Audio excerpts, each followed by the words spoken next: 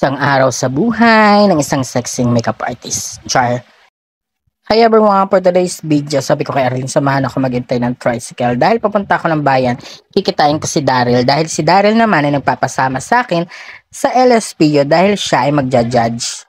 Judgeries po siya. Charing, narito na tayo sa LSPU, Santa Cruz, dito sa second gate. At nakita natin dito si Ryan. Ayan, si Ryan ay init na init kaya si Paypay ng Paypay. O, ang pogi-pogi ni Ryan. O. Tapos nakita rin natin dito si Freddy dito sa labas. Ayan na. Hello! At dito ay narito na tayo sa court ng Laguna State Polytechnic University Main Campus sa Santa Cruz. At dito may pa-electric pan sila lumaki. Mapapakanta ka ng "Wag muna tayong umuwi." Tapos sabi ng host, malapit na daw mag-start.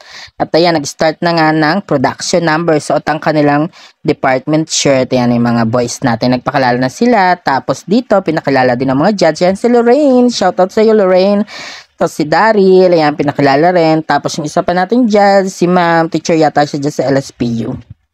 Tapos dito, suot naman ng mga candidate yung kanilang t-shirt. Anong tawag dito? Yung group t-shirt nila, parang inilalaban din nila dito. Kasi sila yung mga nag-design yan eh, yung mga t-shirt na yan.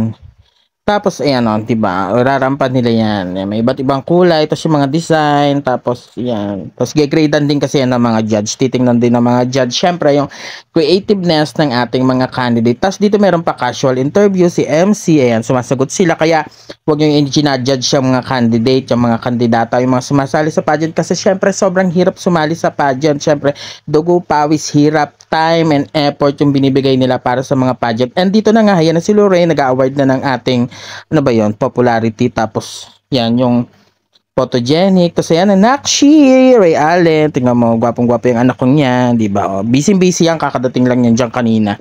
Tapos yan sila ma'am, nagja-judge sila. Tapos yung mga officer, yan si Darren, nag-award ulit siya. Tapos dito, ayan, pinapakita na yung mga iba't ibang award, mga minor and semi-minor. Ano tawag doon? Semi-formal. Hindi ko na alam. Tapos yan, tinawag na yata dito yung top 3 na boys and girls. Tapos, maya-maya ay, eto na, kinunahan na yung mga panalo natin. And congratulations everyone, deserve nyo ang crown. And sa mga hindi nanalo, syempre, sobrang gagaling nyo rin na yun. Bye-bye!